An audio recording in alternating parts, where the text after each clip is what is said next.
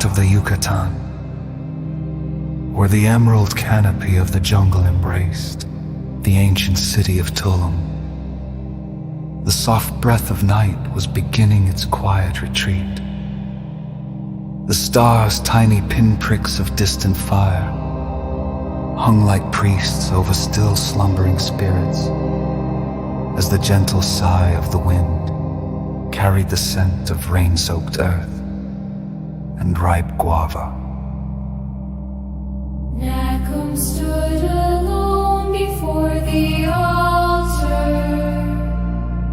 a solitary silhouette against the whispering dark, a sentinel waiting for the night to give way to the first threads of dawn. The cool white sands beneath his feet seemed to pulse with the heartbeat of the world. A world on the brink of tumultuous change. In his hands, he cradled sacred offerings, a bundle of vivid red ixora blossoms and a perfectly carved jade figurine, whose smooth green surface gleamed, even in the faint light. The altar, a sacred stone platform, carved with ancient glyphs, rose before him, its surface cool and solemn under his touch. Here, Nacum had stood many times before, offering his spirit to the gods, asking for their guidance, their wisdom. But today, the offering was different. Today, his plea had an urgency born of skies darkened by the wings of approaching storm clouds, and the song of war drums echoing in the distance.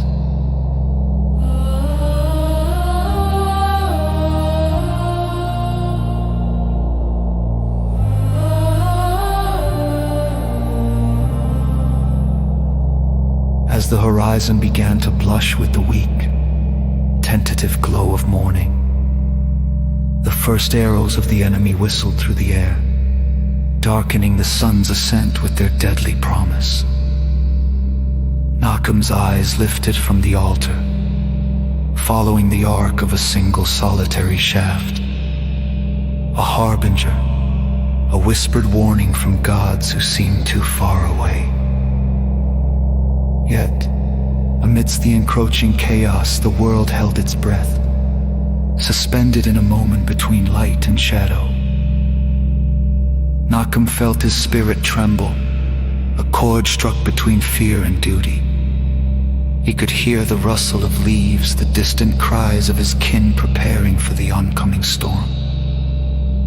But here, before the stone silent witness of the gods, he was alone.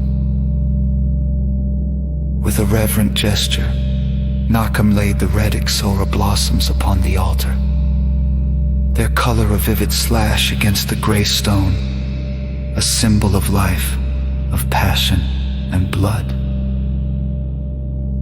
For the gods of war, he murmured, his voice a soft incantation lost in the rising wind. May they see the courage in our hearts and grant us strength.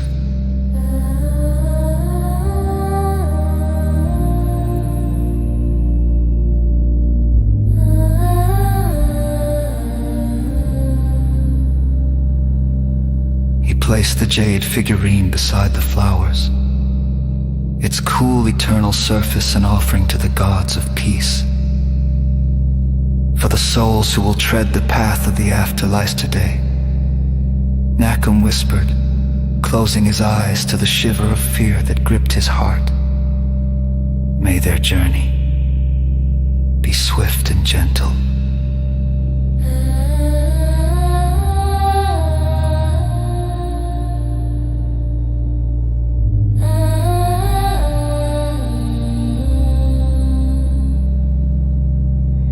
Golden threads of light began to weave through the thick canopy, stealing through the morning mist and casting a divine glow over the altar. In those precious moments where day began its dance with night, Malcolm felt a shift within his soul, a quiet stirring, a promise whispered through the sigh of the wind and the rustling leaves.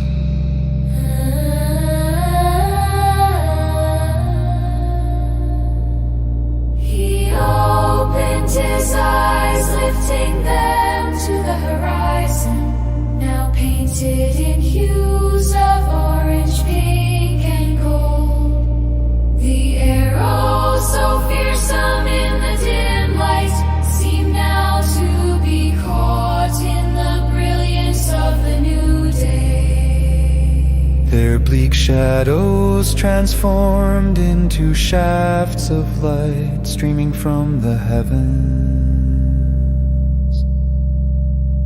It was as though the very air hummed with the presence of the divine, a gentle reminder of cycles unending, of life continually renewed.